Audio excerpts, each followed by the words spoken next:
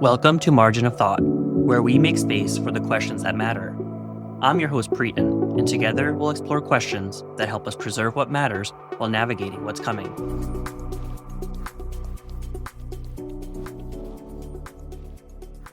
Today, I'm grateful to be joined by Tina Austin, professor and AI educator whose work sits at the intersection of teaching, ethics, and institutional change. Tina came into this conversation through biomedical ethics and higher education, but as generative AI emerged, her work expanded into helping educators and institutions make sense of what meaningful learning should look like now. Along the way, that work has grown into a book, workshops, speaking, research, all of which focuses not just on what students produce, but when and how thinking actually happens. Let's begin. Well, I'm an AI educator and I've been in this space for a long time. And I help institutions and educators with AI and making sense of the world that we're in. So I'm curious about when did you first start engaging in conversations about AI and education, and what was the start of that? Yeah, so I was before generative AI was made public. I was already teaching biomedical ethics, and AI was part of my classroom. And then became more and more interested as other schools were starting to think about and talk about it, and the ChatGPT came out, and we were doing experiments in the classroom, and my TAs were like, "Let's try this out," and just became more and more of a thing that everybody was talking about. Really around assignments, it was a big concern. I felt like it was our thing to go out and find out how we can rethink assignments in the age of AI, and realizing like what is it that's missing from the conversation elsewhere. And so, like I said, I got pulled into the space, and then um, it became the thing that I was asked for to come and talk about and help others with. And then it evolved into workshops and the book, and then global speaking events and interviews with like CNN, and just kind of blew up. Yeah, I'm especially curious about the biomedical ethics connection. I think bioethics in general has a lot to lend how we think about ethics in education. Tell me a little bit about where did you get a chance to actually think, like in your classes on biomedical ethics post the release of ChatGPT? How have those conversations looked? Because I'm assuming generative AI brought a whole new set of questions than other forms of AI. It was really pivotal for us in the classroom because before all that, when I was teaching students about how AI and, like, for example, computational biology can improve like protein structure prediction, then ChatGPT came out and we're teaching them about, okay, these are the ways ChatGPT is wrong. These are the ways ChatGPT can predict the next word in the sentence, which it was not really the topic of the class, but really to have them realize, like, for example, protein language models, how are they different from large language models? And at the same time, we're talking about like ethics of like biomedical companies, of like what were some instances where shortcuts were made, and then AI companies were there at the same time. So my classes were all about bringing in the latest research and deconstructing it with the students. So AI research would also come out, and we talk about how would that affect your career, and if you are pursuing a career and the medical industry, because a lot of my students are pre-med students. And so around that time, there's this thing that I was asking my students to learn about, which was mitochondrial DNA transfer. And I wanted them to know that Dolly the sheep was, in fact, not a true clone, but ChatGPT and all those other LLMs were telling them it is, in fact, a true clone. And I would say, well, let's try it with Bard. Back then, there were other models, and they're all getting it wrong. So I tested it out with like 300 students in the class. I said, we're all going to open this. I want you to just type your answer, what it's giving you directly into Canvas. And this was just an extra credit assignment, so it wasn't mandatory. But the students that were using this were like saying that, oh, this is all wrong and it's all different variations of wrong. And that's when I proposed using custom GPT so that it could help them in the classroom with better understanding, A, how can we customize the correct answers for a classroom with this AI, and B, how students really think critically about the AI output, which kind of gave birth to the idea of UnBlooms. And, Yeah. you know, yeah, there we went from there. there's two parts to your work. You're actively teaching, and so your own assessment strategies and how you maintain classroom integrity. I'd love to hear about, but you also talk more broadly to the higher ed space in general and education in general, and not just the sciences even. So why don't we talk about Bloom a little bit? What was the aha moment for that, and how has that evolved since you initially talked about it?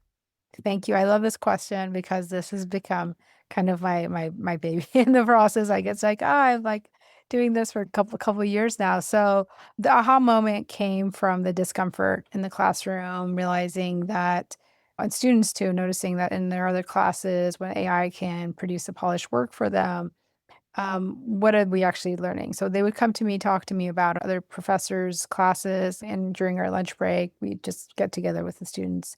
And of course, it wasn't about like naming which professor or what class, but really, what are you seeing with AI? And I also had a community of practice with my fellow professors and others universities. They would get together with me talking about issues with that they were having with teaching in the classroom. So Bloom's taxonomy assumes that the output reflects the thinking.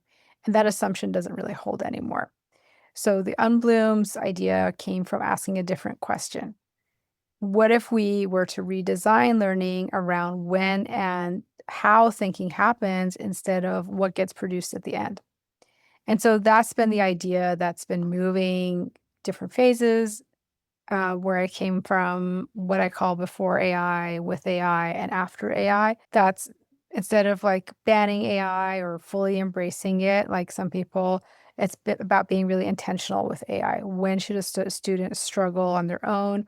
When should they use AI as a scaffold? And when should they critically evaluate it? And that kind of lent itself to the metacognitive decision tree, which I published last month. I put that in there. But the point is, it's a conceptual model to explain what I was seeing across different disciplines. And I was fortunate because of this work to be invited to do these lectures for different disciplines. So like I started with STEM and ethics and got a chance to do this for some CS folks at other schools, and then it evolved into humanities and like workshops with faculty in various disciplines. And so the goal is not to remove AI from learning, but to make sure that we're not removing the learner from the thinking.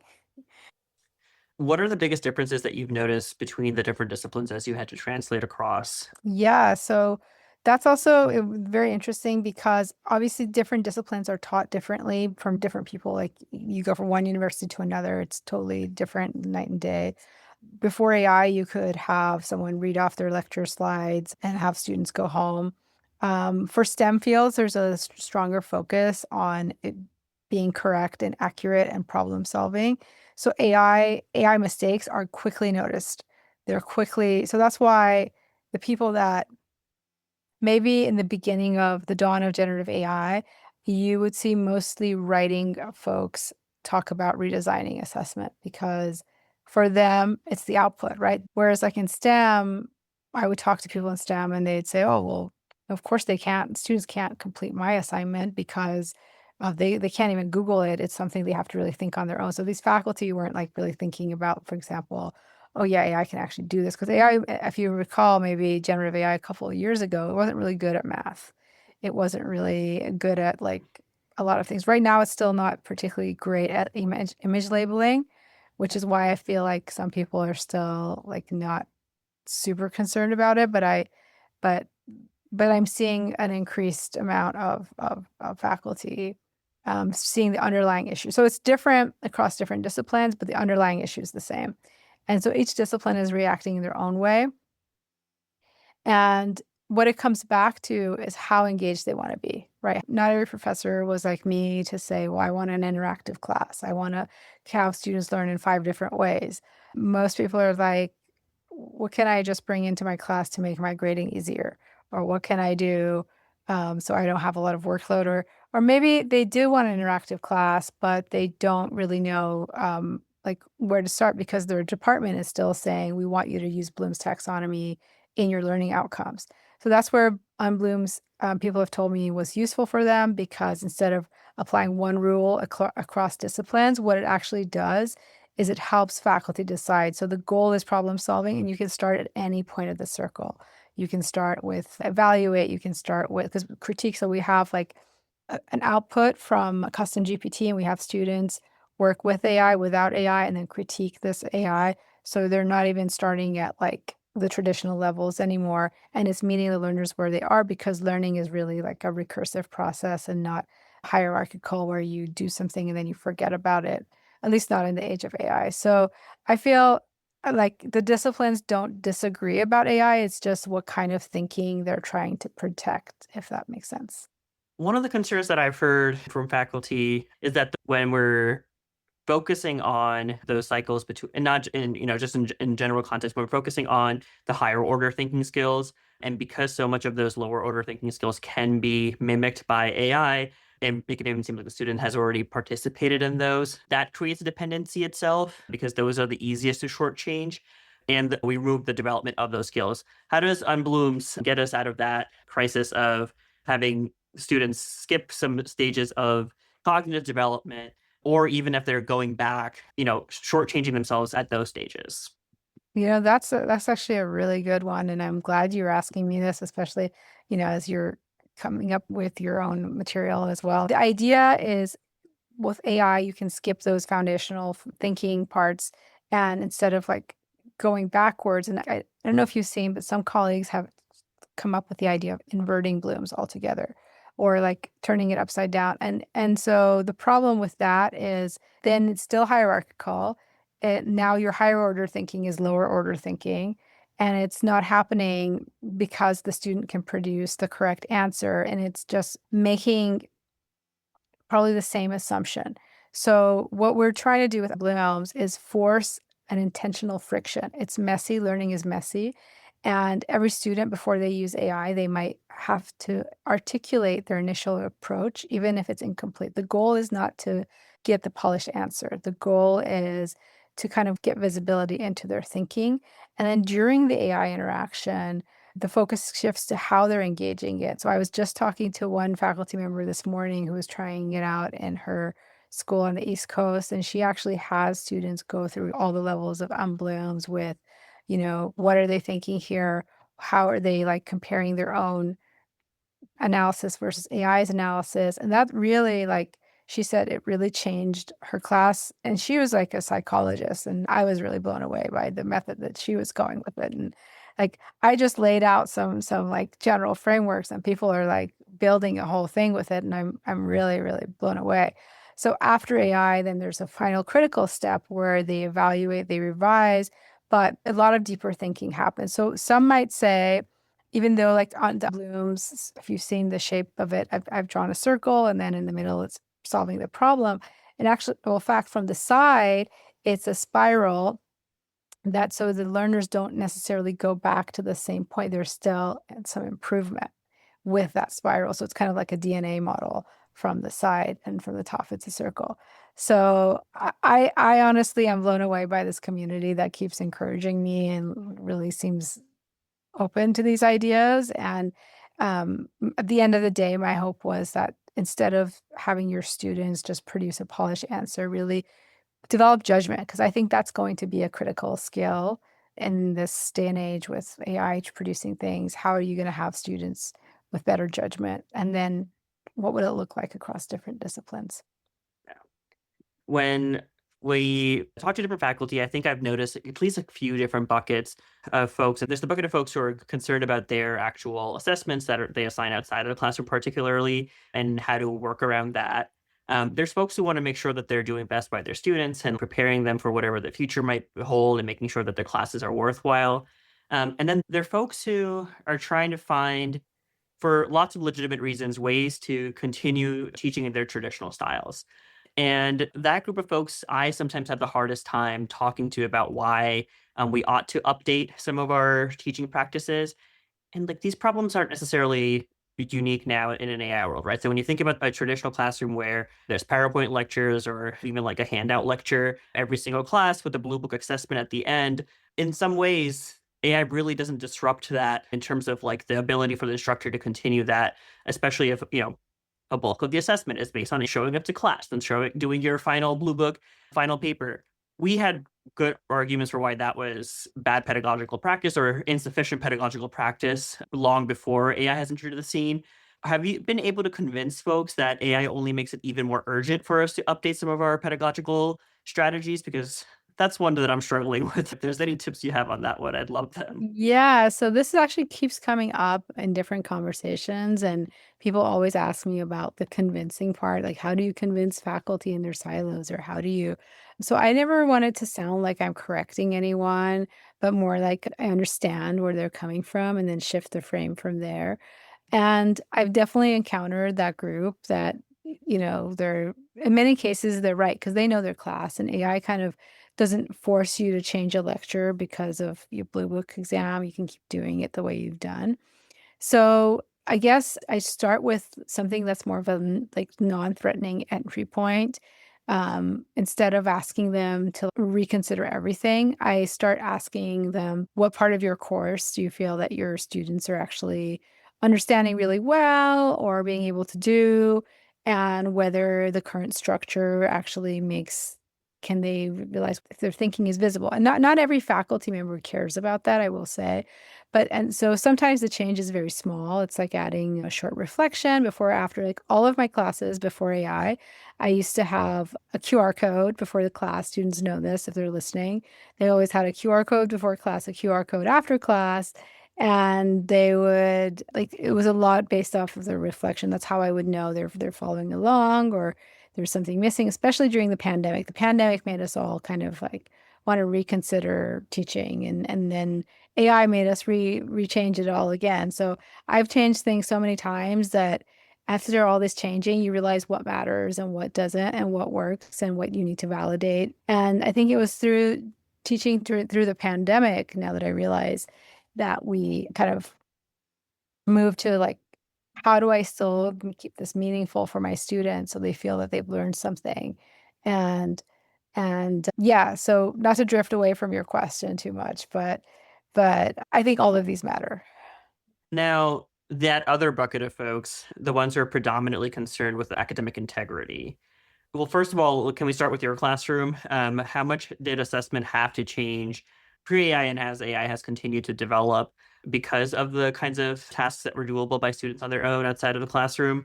Yeah, not very much actually, which is funny because like I said, the pandemic already revolutionized my teaching. When I started teaching, so I've been teaching for well over a decade, almost 2 decades. I started at UCLA during like right around the pandemic. And I remember I was hired 2 days before a class started, and I was given hand-me-downs from another professor who actually didn't come from them, and it came from like 20 other people. And it had like 50 different notes in it with different fonts. This was again before generative AI, and I hadn't taught this class before. And it was, well, we're hiring you to teach this class. And you just have to figure it out. So the first week, I thought, okay, let's go along with the material that I have. And I thought, okay, there's no way I'm going to be copying someone else's slides or using someone else's notes. This is impossible for me, and I have to have my own voice in there. So I started redesigning assessment there and then, thinking, how can I keep this class interactive even though it's online? How can I keep it engaging? How can I have my own voice in this class and really listen to what my students are saying? Because the first week, as students were noticing their regular professors not there, they were dropping the class. And so I was like, okay, we need to revamp this. We're not doing this the way that it's been handed over. And then as soon as I started bringing my own recipe to it, and by that I really mean like making it an interactive class, even though it's online, having students do oral presentations, having students really like think about why they need this before they go to med school. It was a upper division, very advanced course. That's when they really started bringing in these articles and bringing in why it mattered to them. So the element of care, we talk about this with Fink's taxonomy or Fink's model. And that kind of really made me realize, okay, this is something we need to be doing in all classes. Like I would get the feedback saying, can we do this? Why do our other professors not do this? So that was the moment I redesigned assessment. And then when AI came along, I was already doing interactive classes. I was already doing student presentations. I was already doing flipped classrooms. We had like days where we would do a bingo assignment in the classroom, and it was really for them to be interactive and have fun in the class. So not really, I didn't really have to change much. I mean, I did occasionally have one or two students that were, absent for the whole quarter and then try and complete it with AI. And it was very obvious that they couldn't complete it because the question was very simple, like what mistake is this scientific paper making? And if you just use your eyes, you could see like they're using this whole cell does not look like a cell, but the person used AI and they couldn't figure it out.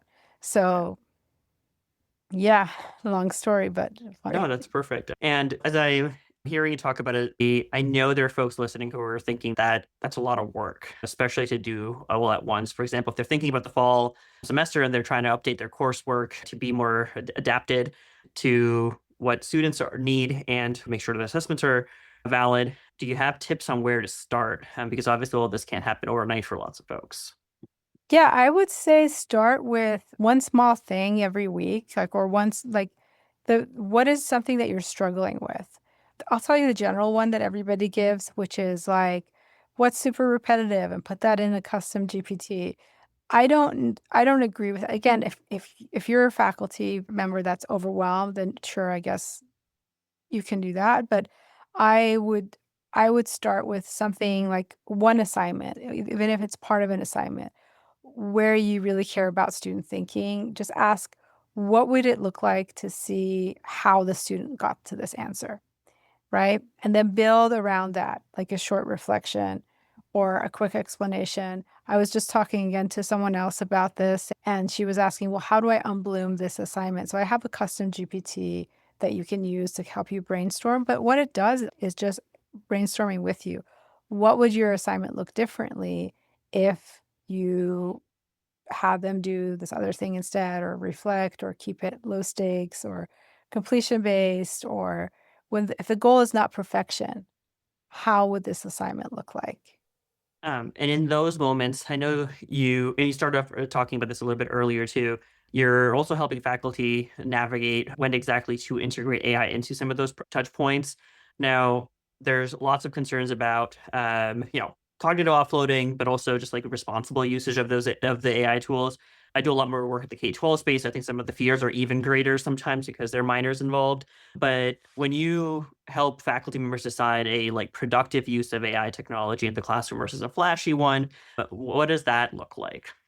Ooh, that's a really good one. Productive versus a flashy one, because we all know the flashy ones, right? The like fancy bells and whistles and press this and like I'm always amazed by people who are amazed to like put something in notebook out loud.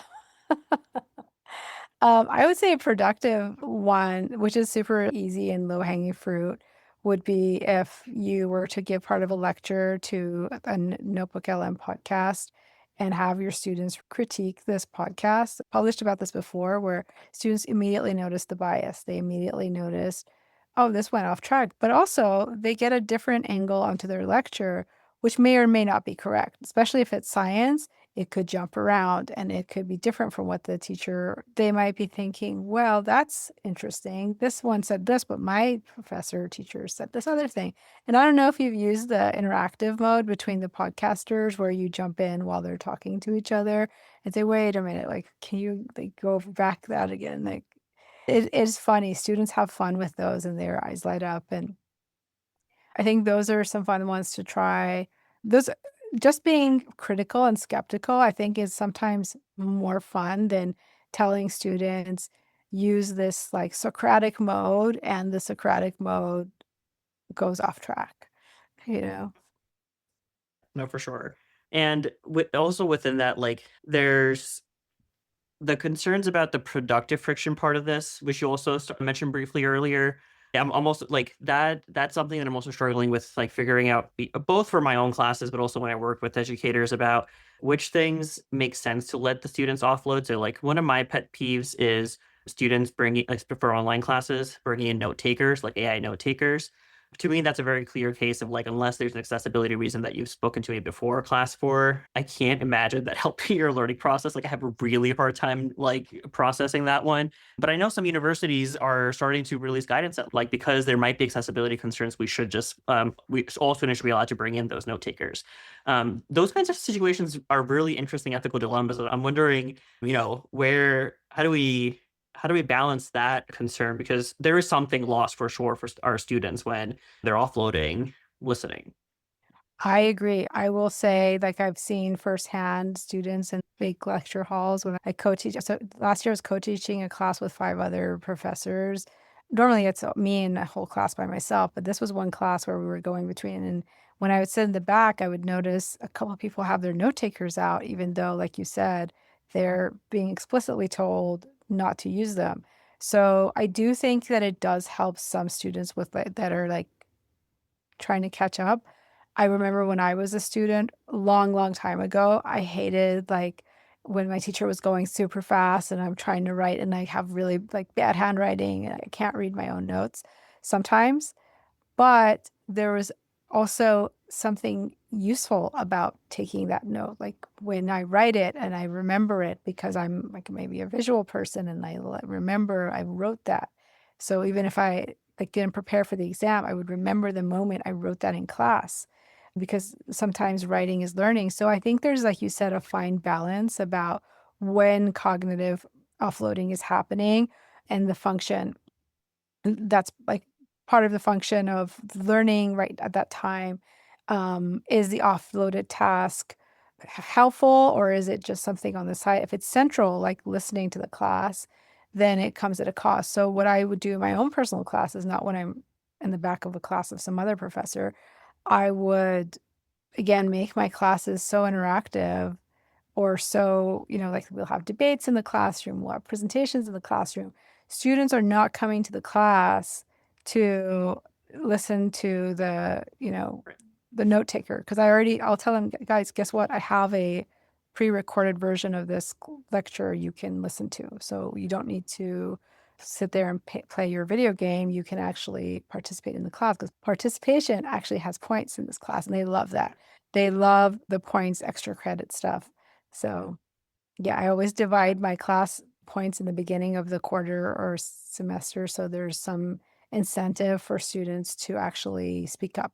And then they would come back and say, "It was your class that I didn't feel like student 2005 anymore. Now I'm, like, actually a person in this classroom. I feel seen."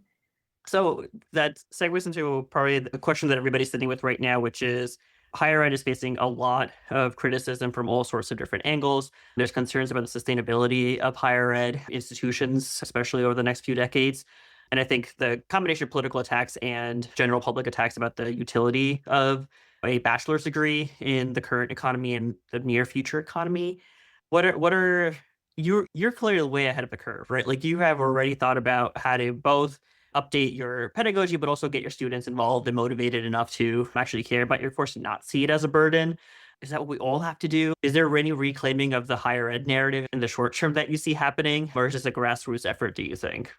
Thank you. I would say, and this is a very tricky one because you're absolutely right. Like, not everyone wants to do this, and some people are like, "Oh, you do too much work, Tina. Like, you need to, like, not do that much." I personally enjoy that work, but what I am seeing is it is a pressure more point for higher ed. I get this question a lot for some reason these days by a lot of people because the criticism is not new. It's like, I think as more people are realizing what AI is doing, higher ed has been evaluated on those grades and those credentials. And I wasn't ever a tenured faculty, so I always felt that I had to work hard for you know keeping my place. Whereas others who may have been tenured, I think, well, I don't really need to change my teaching anymore, and this is what I'm going to do. And so that is a problem in higher ed, and I think it's something that maybe it's on faculty to really, like, think about what they're doing with their students. Are their courses actually helping them? I mean, especially coming from STEM, there's also the perception of, well, we do serious research and we're not really teachers in the classroom. And so our teachers are going to figure this out, but we're the tenured faculty who don't need to figure this out. And so that comes back to institutions to respond to at a higher level and really define what learning outcomes should be, how people need to assess them. I mean, again, no disrespect to tenured faculty. There's quite a lot of them that attend my workshops and they are very interested in revamping or redoing things or like looking at other things. But not everybody, to be fair, has the incentive, has the time, or are thinking about these things. And so I don't know if I see higher ed as losing its value altogether because there's still some disciplines like medical disciplines in law school that students will need to go to anyway in order to get into those careers that they want to. Like those careers aren't going away. And there's a huge demand, maybe indefinitely, for those careers. But if we're talking about some careers that we see was highlighted in that Anthropic report, right? Those rightfully might be, in some critical situation right now. And if you can go to Coursera and learn about, for example, SQL or some other thing, then why would you go to higher ed to do that, And so I think really it's a balance. And to answer your question, I think it's all of the above. We've spoken a lot about what individual educators can do. I know you also have some policy thoughts. What are some things that can happen that both respect individual educator autonomy, but also start moving us in the right direction towards more responsible AI policies?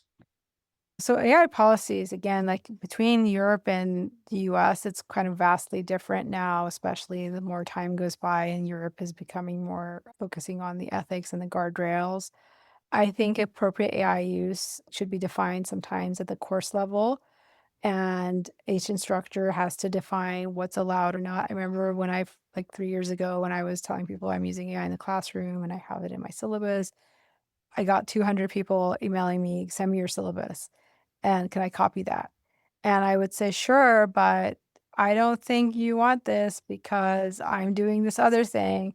And that's when I started thinking outside the box and how can I help these other people have something for their class? And I realized, oh, really, these classes are also vastly different. So a lot of the institutions are also really focused still on detection tools. We still see on LinkedIn, people are still talking about M dashes and they're still talking about catching students. So those, we know they're unreliable. We know cat and mouse games don't work. I mean, maybe some people still trust me, even in really good AI groups, I still hear people say, this is what I want and this is what I want to do. So we want to support faculty as much as we can, give them policies that without having like to dictate all these examples. But right now, for example, in California, I'm on the task force. We can only provide guidelines for faculty. And it shouldn't really try and standardize their teaching and their discipline. So I guess over time, all of this just kind of creates a sustainable policy down the line, but it really comes back to the institution on how and why AI is being used. When you think about the safety part of this, because I know you mentioned Europe, and there's obviously a lot of media coverage right now about social media sites and them being held responsible for safety concerns. Um, are those the kinds of things that you imagine would still have to happen at a institutional level? And is there any optimism? Because I could use some optimism about it. Yeah, honestly, we could all use optimism, right? It's just so much pessimism around AI that I feel like time there's optimism, we should embrace it. I agree that there's some level of institutional responsibility is going to be inevitable. As much as some schools are saying we don't want to be first and we're going to react to whatever happens later. But I don't think that education is all going to follow the same path. Like we've seen a culture of things like oversight through curriculum design. I recently wrote about like 7 different types of workshops I've seen in different places, and, some of them are being gate kept, some of them are guided by committees. So safety is kind of like a broad thing right now, and it's not just like the harmful content. So I'm trying to think of the optimistic thing that you mentioned. I guess education is one of those few spaces where, unlike social media, adoption like happened first there and then they reflected. educators can ask about these points of like when integration happens and metacognition. We can have faculty experiment more intentional use instead of like, can we use AI? How do we use AI well? And really thinking about bringing more friction, as you said, into their day to day, being more intentional about it, and thinking about how can they really prepare their students for a future if they're just going to continue what they've always been doing. They want to really. I think it's an opportunity. Personally, I've always said this in every talk everywhere that this is an opportunity to really revolutionize teaching and learning for everyone. And AI is just showing the gaps, all the things that we previously couldn't see, and I really think it's an opportunity. And it's refreshing to hear the word revolutionize education not mean like kids will be on their computers all the time using an AI bot. It means something very, very different. So I think that that's refreshing and definitely optimism bringing. For folks who want to get started, get some help from you, check out your work. What are the first steps they can do to make the most of all the experience that you've already put into this? Thank you. So I have my website, tinaustin.com, or email tina@tinaustin.com. You can also find me on LinkedIn. Like the book right now, it's just a workbook right now to help faculty brainstorm with assessment and is redesigned. You can go on Amazon Kindle and look for UnBlooms. The paperback is going to be more comprehensive with different examples from people all over the world. And yeah, I'd say the best way is to, keep in touch via LinkedIn because I try to be on there as often as I can. I deconstruct research papers and talk about what's hype and what's not and where the nuance is missed. And that's kind of led me down this path. And I'm really, really excited to be in this space at this time in 2026. Yeah. Thank you so much for joining me today. Thank you for inviting me. This has been really insightful. I really appreciated your questions. Tina pushes the AI conversation beyond academic integrity alone and toward a deeper question about learning itself. Her argument is that AI is not just disrupting assignments, rather, it's exposing long-standing assumptions about what counts as thinking, what counts as evidence of learning, and what higher education has too often been able to leave unexamined. Tina underscores that this moment can be an opportunity to redesign education with more intention, more reflection, and more clarity about the kinds of judgment we want students to develop.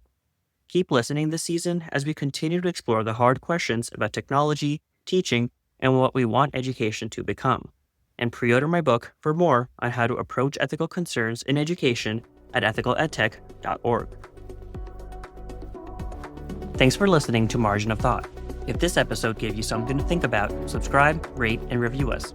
Also, share it with someone who might be asking similar questions. You can find the show notes, transcripts, and my newsletter at priten.org. Until next time, keep making space for the questions that matter.